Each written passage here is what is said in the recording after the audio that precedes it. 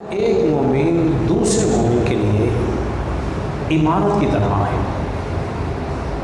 غور کیجیے نبی کریم صلی اللہ علیہ وسلم نے کتنی خوبصورت بات ارشاد فرمایا، ایک مومن یعنی کہ ایک مسلمان اپنے دوسرے مسلمان بھائی کے لیے عمارت کی طرح ہے، جس کا ایک حصہ دوسرے کے ساتھ تقویت کے ساتھ مضبوطی کے ساتھ جڑا ہوا ہے۔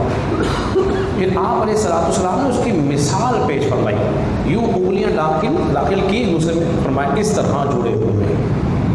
غور کیجیے کہ نبی پاک علیہ السلام نے کتنی خوبصورت اور عمدہ مثال دے کے سمجھایا جا رہا ہے کہ مسلمان مومن کی طرح عمارت کی طرح ہے۔ عمارت قابل کی گئی، جس طرح کوئی ہم مکان بناتے ہیں، کوئی عمارت کھڑی کرتے ہیں تو اس کا ایک حصہ دوسرے سے ساتھ جڑا ہوا ہوتا ہے۔ اس کا جڑنا اس عمارت کی تقویت کا باعث ہے۔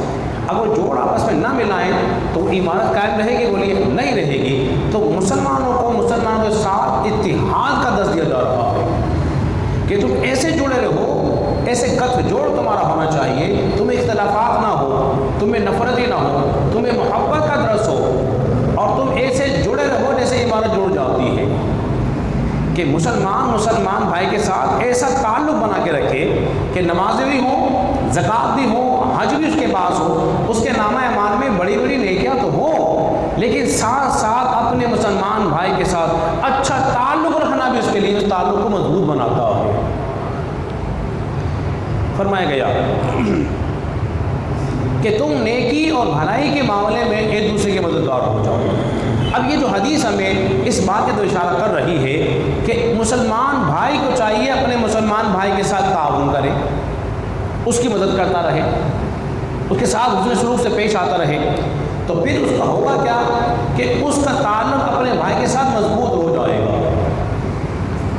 اس کا تعلق اپنے بھائی کے ساتھ مضبوط ہو جائے گا۔ دیکھیے نمازیں ایک طرف ہیں، زکوٰۃ ایک طرف ہے، لیکن اپنے مسلمان بھائی کی مدد کرنا یہ ایک طرف ہے۔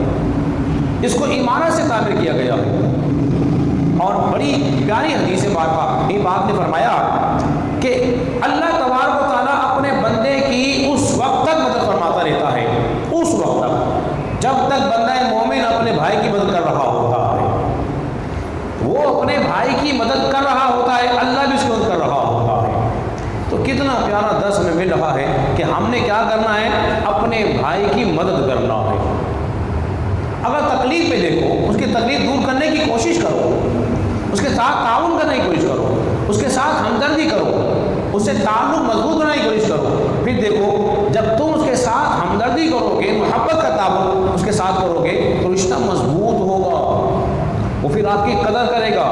کسی مشکل وقت میں آپ کسی کام آ جائیں گے تو آپ کی عزت کرے گا، آپ کا احسان مند رہے گا کہ فلاں وقت میں یار میرے کام آیا تھا، تو پھر وہ چاہے گا اللہ نہ کرے کسی وقت میں اگر کبھی آپ اس کا وعد دیں گے وہ بھی پھر آپ کے ساتھ کھڑا رہے گا۔